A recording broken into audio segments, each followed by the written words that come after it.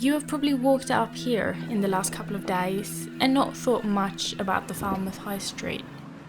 But do you really know the history and the things that happened in these houses and these shops? So the house is Ludgate House, one of the oldest in Falmouth. That's Nikki Ritalik. She runs this shop and also she lives in this house with her husband Rolf.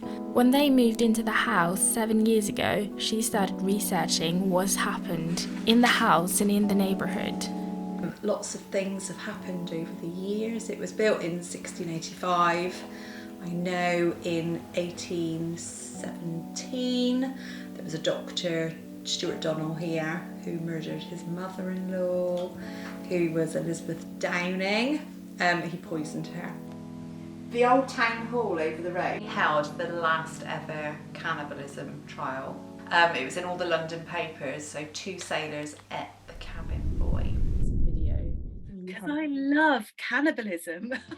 This is Dr. Joanne Parsons, a lecturer at Falmouth University, and she obviously doesn't love cannibalism in the practical way, but she knows a lot about it, and especially the last cannibalism trial in England. So there's this yacht and it's getting sailed by 4 blokes.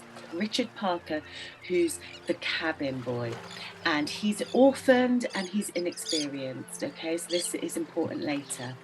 So they're sailing away, they hit a gale, the wave hits, and then, the whole yacht thing comes down and they're stuck in this boat that's doomed and they're adrift and they have no water, hardly any food. They only have a couple of tins of turnips, which they ration out, which is like depressing in itself that someone thought that canning turnips was a good idea.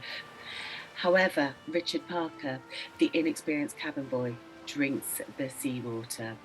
And it gets desperate, they're going to die, okay?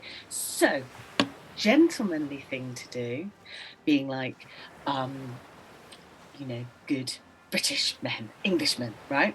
And so you're supposed to draw lots in some sort of way. I don't know whether you grab a bit of seaweed and the shortest one, or there needs to be some way.